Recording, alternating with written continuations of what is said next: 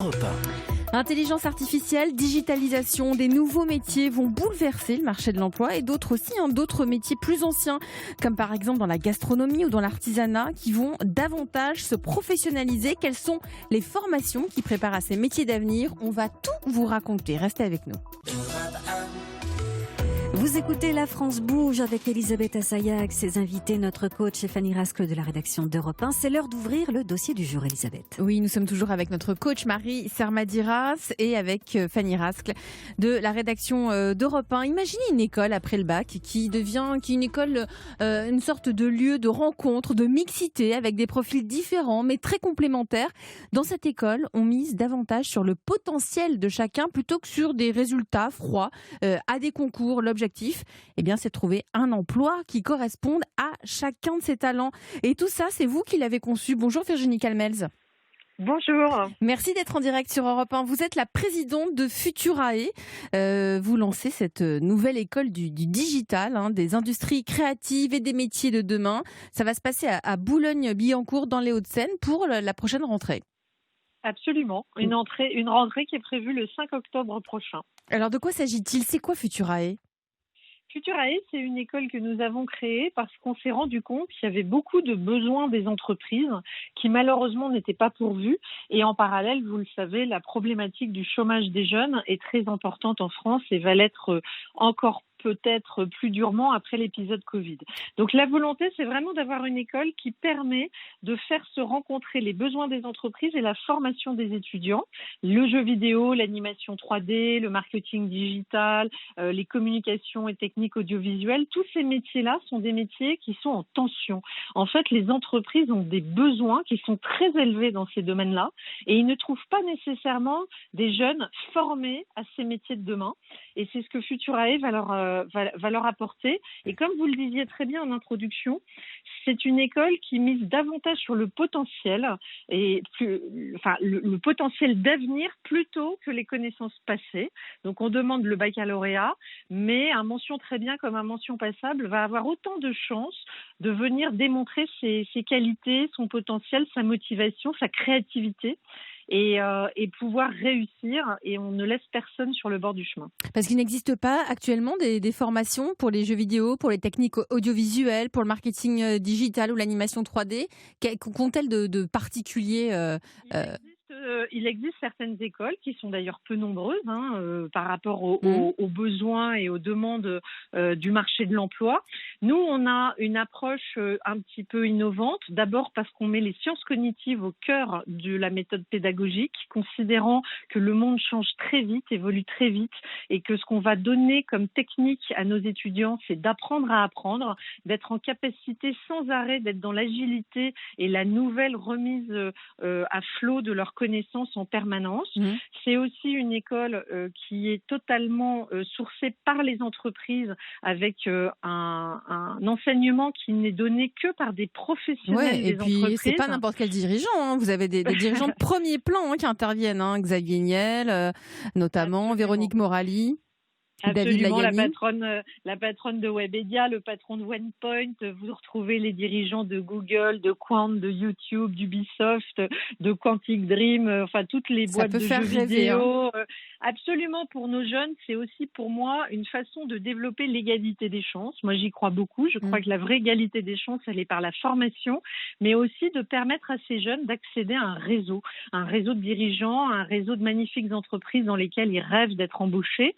Et on va les mettre en contact avec tous ces dirigeants prestigieux qui ont accepté de venir intervenir dans notre école, mais également avec des gens qui sont issus de ces entreprises, qui viennent faire des modules de formation. Pour pouvoir un peu leur expliquer comment ça se passe directement dans l'entreprise. Alors, dans votre école, Virginie Calmels, vous mettez en avant, vous venez de le dire, ces sciences cognitives comme un axe central pour la réussite de vos élèves. Je me tourne vers vous, Fanny Rascle. C'est quoi ces sciences cognitives? Ah, ça, c'est un beau sujet de débat. Pour essayer de faire simple sur ce sujet complexe, disons qu'on a de plus en plus de connaissances scientifiques sur comment on fait pour apprendre, comment fonctionne notre cerveau quand il apprend. Et l'idée, c'est de s'appuyer sur ces connaissances pour améliorer la formation des élèves. Il y a de plus en plus d'écoles qui se basent sur ces techniques-là. Le risque, c'est de se transformer en apprenti sorcier avec des méthodes qu'on ne maîtrise pas bien une fois sortis des labos et des travaux des chercheurs. Mais sachez que ces sciences cognitives sont aussi très à la mode dans le monde de l'entreprise et donc la boucle est bouclée. Virginie Calmels, nous sommes avec notre coach du jour, Marie Sarmadiras, directrice du digital chez L'Oréal Cosmétiques Active. Elle a une question pour vous. C'est un sujet auquel je suis évidemment confrontée. Bravo Virginie, puisque j'ai eu 2 métiers dans ma vie, 2 dans le digital, une en étant start-upeuse dans ce métier-là. Avec Treatwell. Avec Treatwell, une en étant chez L'Oréal.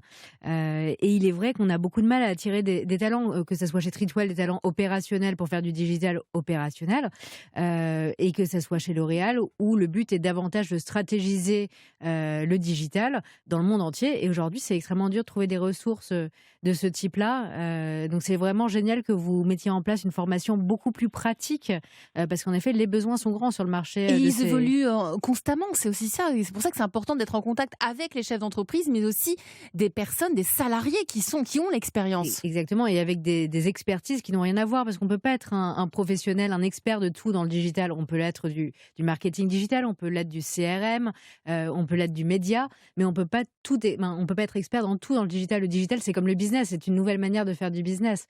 Donc c'est vraiment formidable. Bravo Virginie. Est-ce que vous avez Jean-Claude Legrand de L'Oréal interviendra. Ah, ça c'est fantastique.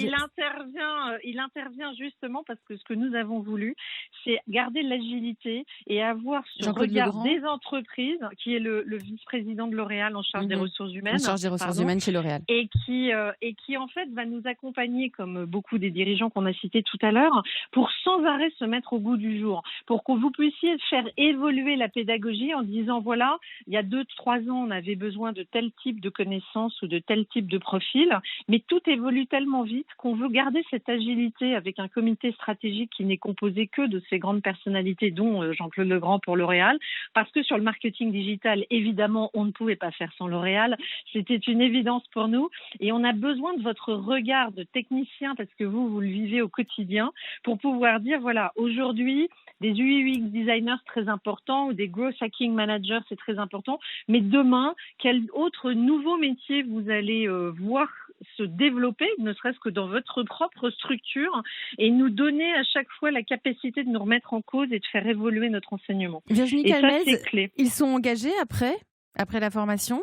Il y a un emploi à la clé? C'est bien l'objectif.